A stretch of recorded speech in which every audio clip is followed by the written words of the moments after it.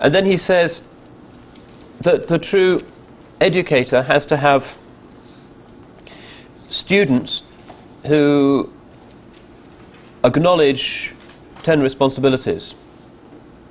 He lists these 10. These are the 10 responsibilities of the student towards ilm and the ulama. First of these is self-discipline. The student has to be able to control himself, has to be able to manage his time adequately, has to prepare lessons, mustn't be lazy. So riyadat an-nafs, a basic religious method and virtue, is necessary in education as it is in ibadah. Secondly, the talib, the student, must strive after sincerity of intention.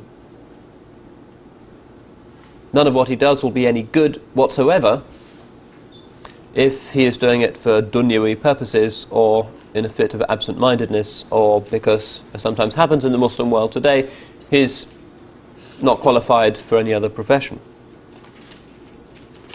Thirdly, he says the student must constantly strive to reduce worldly distractions, which means that the place where the student stays has to be austere and simple, not full of games, distractions, unnecessary visitations from friends at night. Distractions have to be cut down, and the student has to have a deliberate policy through muhasabah of reducing unnecessary worldly distractions. Fourthly, part of this also is resisting laziness. You can't become an alim if you're guilty of kasal, or sloth, laziness.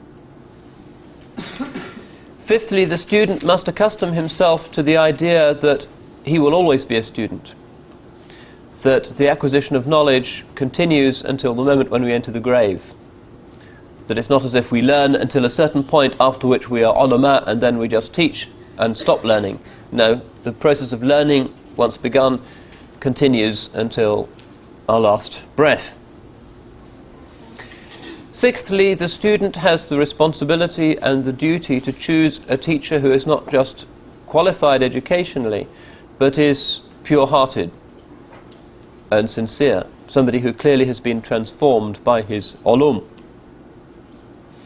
Seventhly, the responsibility of the talib is to know at least the rudiments of every Islamic discipline and not to over-specialize. You can't be an alim if you know everything there is to be known about tafsir or grammar or asbab wurud al-hadith or whatever, but you don't know even the basics of the other disciplines. You have to be well-rounded, even though clearly at a later time specialization is necessary and inevitable. Eighthly, one of the responsibilities of the Ottoman religious student, the softa, is to visit other students in order to discuss the texts and problems and lessons with them and to debate with them. The process of education is greatly facilitated if it's not just a kind of teach-yourself course, but if one is sharing discussions with other people who are on the same track.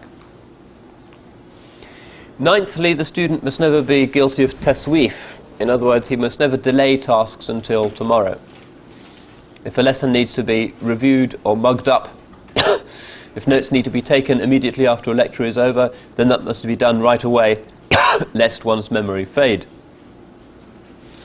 Tenthly, the student has the responsibility to know the nobility and the dignity and the importance of knowledge, that this is not a little thing, but this is something on which one's fate in the akhirah depends.